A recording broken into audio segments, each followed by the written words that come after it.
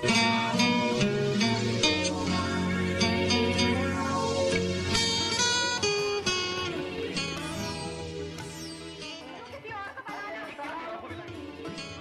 झरोका TV एक नए दस्तावेजी सिलसिले का आगाज कर रहा है, लेजेंड्स ऑफ पीटीवी।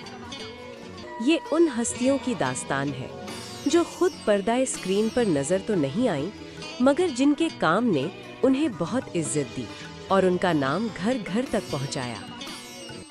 आप देख रहे हैं झरोका टीवी, जहां हम करते हैं पुरानी यादों का सफर। और आज इस सिलसिले का पहला बाब, एक कलमकार, एक शऊर, एक तहजीब का नाम, हसीना मोइन। एक ऐसा नाम जिसने स्क्रीन को आईना बनाया और जिनके लफ्ज़ों ने पूरे एक दौर को बोलना सिखाया। 20 नवंबर 1941 कानपुर में पैदाइश।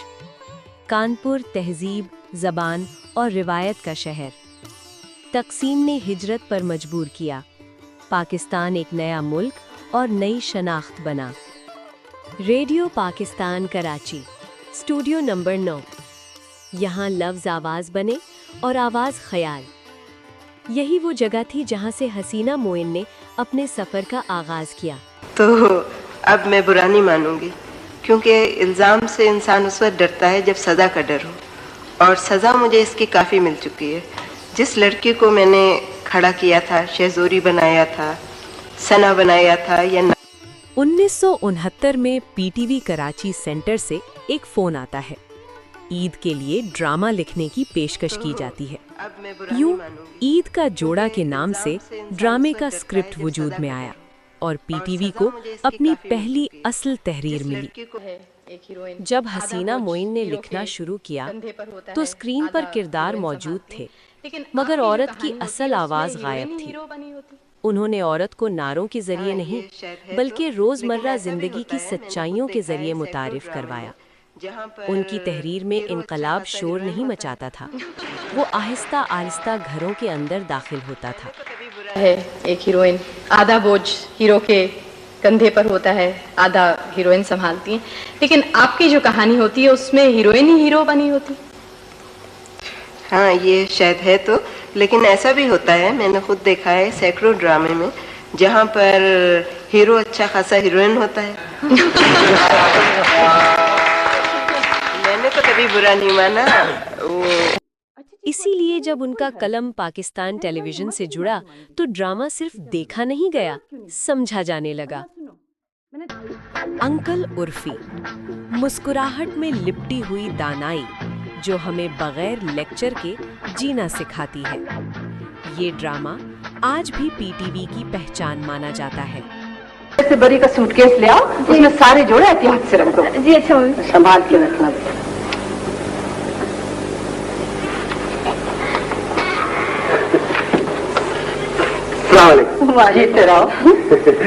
अरे बाबा बाबा बाबा, ये तो बड़ा जगमग जगमग कर रहा है। अरे बैठो हसना, उर्फी भी आए क्या? नहीं चाचा, उर्फी क्यों आते? वो काम तो मुझे था। अरे हसना। शहज़ोरी, अज़दवाजी रिश्तों में ताकत और खुददारी का तवाज़ुन, जहां औरत कमज़ोर नहीं बाशऊर है। हसीना मोइन की लिखी ये कहानी और उसके डायलॉग बहुत मशहूर हुए। दरवाजा खोल कम वक्त, वरना बाहर आकर हड्डी पसली तोड़ दूंगा। ये क्या है? यही तो था, यही है। क्या तुमने? हाँ, मैंने बता दिया है। बाबा को? बाबा को, वो मुझे तलाक दे रहे थे भाई। वो कमाल करती हो, मुसीबत हो जाएगी। आए थे बड़े तुरम खां बनके, मैं तुम्हें पुलिस में पकड़वा दूंगा, जेल में चढ़वा दूंगा। ये वो तो मैं आपका लिहाज कर गई, वरना। अनकही ये ड्रामा तो ब्लॉकबस्टर साबित हुआ। जहां इस ड्रामे के किरदारों ने इसको मकबूल बनाया, वहां इसका जानदार स्क्रिप्ट ही इसकी मकबूलियत का असल सबब था। यहाँ क्या कर रही हैं आप? स्टेपलर ढूंढ रही हैं। यहाँ कहाँ देख रही? स्टेपलर देख रही? मुराद, ये मेज पे सामने जो चीज रखी हुई है, इसको दफ्तर में स्टेपलर कहते हैं। Can't you understand? जल्दी से स्टेपल कीजिए इनका साथ को सारे। तन्हाइयां तो सबको ही याद होगा। स्क्रिप्ट को इतना खूबसूरत लिखा गया था कि इस ड्रामे का हर किरदार ही मकबूल हुआ। हर घर, चौक चौराहे पर तन्हाइयाँ ही डिस्कस होता। ये एक राइटर की बहुत बड़ी कामयाबी होती है कि वो हर उम्र और सोच के नाजिर के जहन तक पहुँचे। जी नहीं, मैं नहीं भूलता, इसीलिए तो आपका नाम मैंने पिंक पैंथर रखा। और अभी ये आपको रिसाला हिर्स नहीं है? तुम अभी तक उतने ही फजील हो ये तुम बचपन में।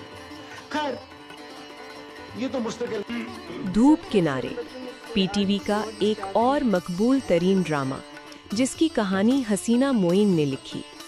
धूप किनारे की मकबूलियत सरहदों से आगे तक पहुंची। भारत में कुछ तो लोग कहेंगे के नाम से एक ड्रामा बना। ये ड्रामा धूप किनारे की नकल ही था। बाद में इस ड्रामे के खालिक का एतराफ़ था कि ये हसीना मोइन को मेरा खराजे तहसीन है। हसीना मोइन ने फिल्मों के स्क्रिप्ट भी लिखे। यहाँ से वहाँ तक वहीद मुराद की इस फिल्म को और एक और पाकिस्तानी फिल्म नज़दीकियाँ के स्क्रिप्ट को भी लिखा। और फिर हिना, एक बैनुल अक़वामी ख्वाब, भारतीय फिल्म जिसका स्क्रिप्ट राज कपूर की ख्वाहिश पर हसीना मोइन ने लिखा। मगर जब हालात बदले तो हसीना मोइन ने शोहरत के बजाय वक़ार और वतन को चुना और उनका नाम फिल्म के साथ शामिल नहीं किया गया। ये फैसला उनके कलम का इखलाकी ऐलान था। हम सब भूल गए। 40 साल तो 4 साल में ख़त्म हो गए। कैसे?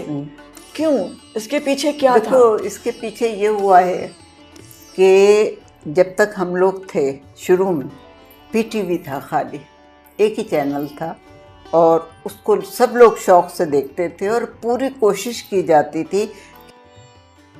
हमने उनसे सिर्फ कहानियाँ नहीं ली, हमने तहजीब सीखी, गुफ्तगू सीखी। शायद इसीलिए आज उनकी कमी ज़्यादा महसूस होती है। हसीना मोइन के बात करने का अंदाज निहायत शाइस्ता और अंदाज शफ़क़त वाला होता। मोइन अख्तर के साथ की गई गुफ्तगू का एक छोटा सा क्लिप आप भी देखें।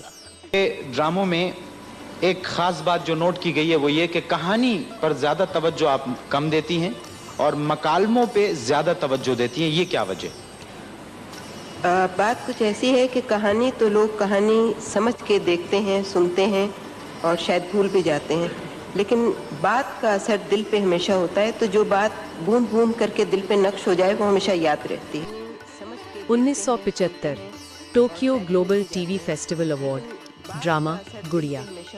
1987 प्राइड ऑफ परफॉर्मेंस। और फिर 26 मार्च 2021 खामोश रुखसती। वो हमसे जुदा हो गई, जैसे एक अहद तमाम हुआ। मगर उनके अल्फाज आज भी जिंदा है, उनका काम लाजवाल है।